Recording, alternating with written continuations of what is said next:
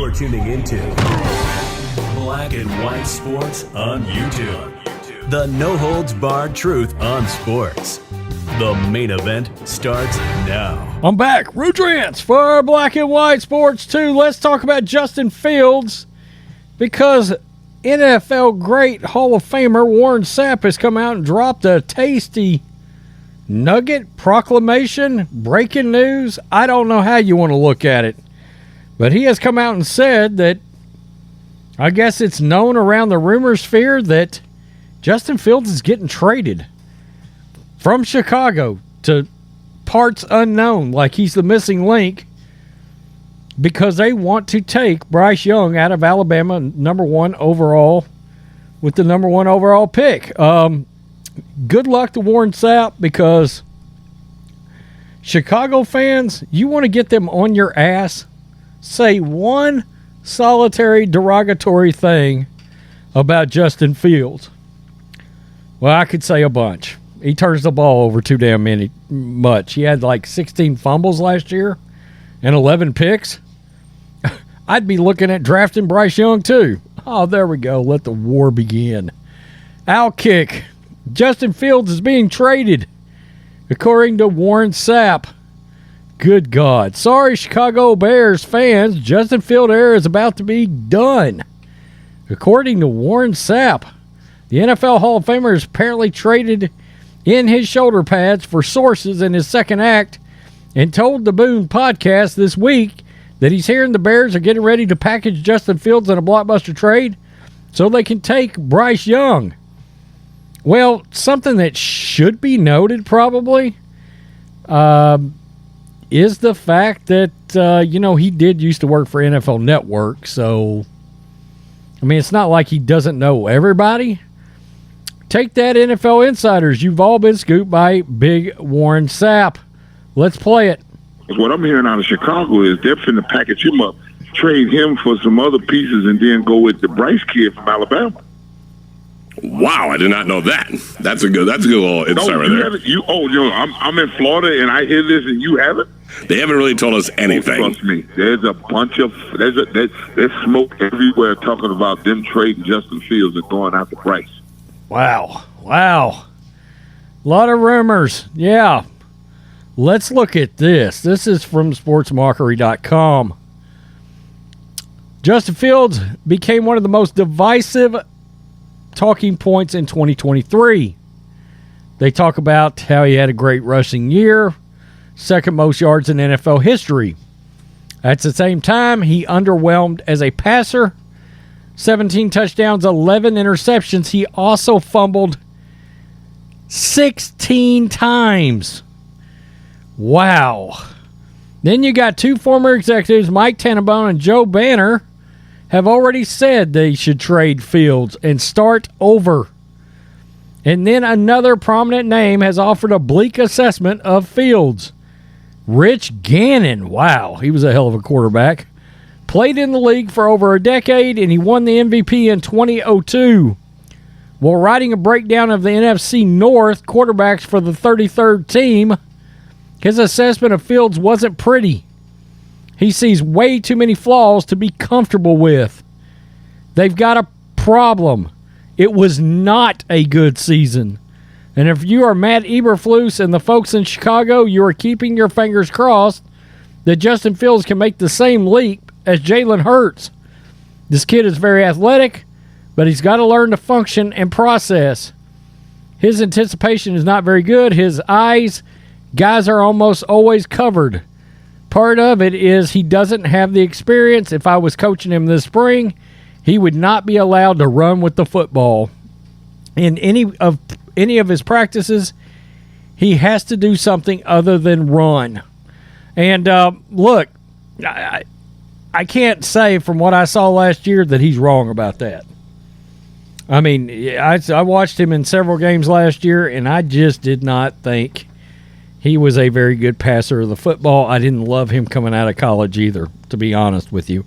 But I'll be the first to tell you, I'm not big on dual-threat quarterbacks either. Okay, why? Because my number one most important thing when I go to evaluate a quarterback is going to be, are they accurate?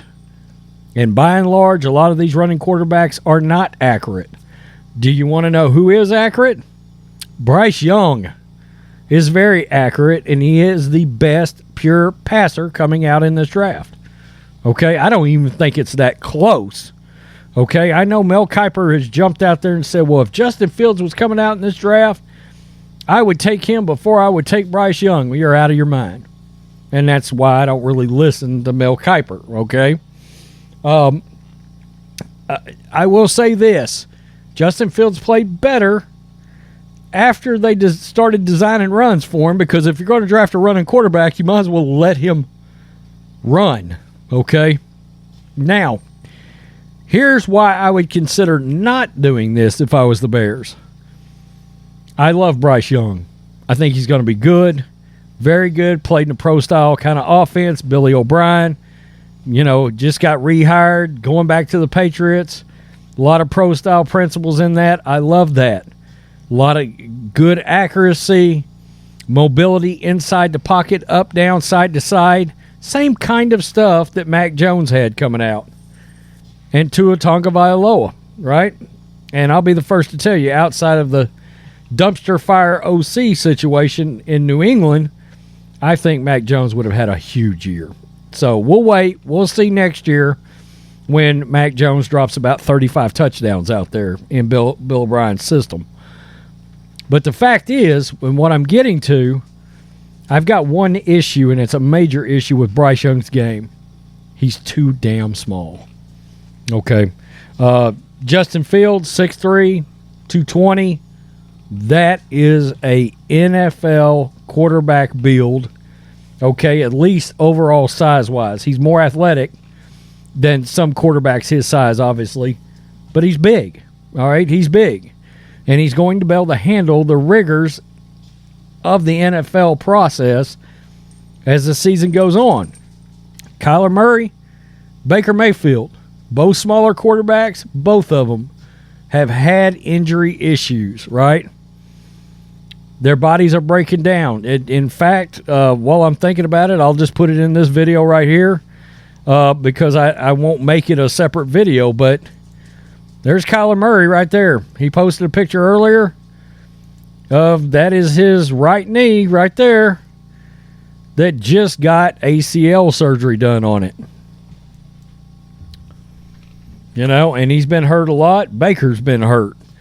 Now, Baker was hurt a little bit this year. This was a healthier year for Baker, and towards the end of the year, Baker started flashing again. But these smaller guys get hurt, all right? And when I'm talking about quarterbacks, I really want them like 6'2", 215 and up. And bigger from there. Like Big Ben, when he was coming out of school, nobody really knew who Big Ben was. They knew he was a quarterback. They knew he was a prospect. I had watched him several times play in college. Coming out of Ohio University, not Ohio State, Ohio University. And I said, he's going to be a Hall of Fame quarterback, and here we are. Big Ben is going to be a Hall of Fame quarterback. Big guy, could handle the rigors. His body started breaking down towards the end, but he played a long time, and he took a beating and handled it. And the things I heard from the GM in Chicago, I don't think they're sold on Justin Fields exactly, knowing that they're holding the prospect of drafting Bryce Young in their hand. Now, the thing about it is, you're not going to get rid of Justin Fields and draft C.J. Stroud. But could they get rid of Justin Fields and draft Will Levis, who I'm not a big fan of either, to be honest with you. He's got the size, arm, all that, prototypical, but I don't love how few games that he actually played in his college career. Tell me what you think, Black and White Sports 2 supporters. Oh, this video is going to get me a lot of hate. Man, the Bears fans are protective over Justin Fields. Man, be protective on him. Is your fandom going to carry over to whatever team he gets traded to? Is this on? Peace. I'm out. Till next time. Thanks for watching the show. Be sure to like, comment, and subscribe. Be sure to tune in next time on Black and White Sports.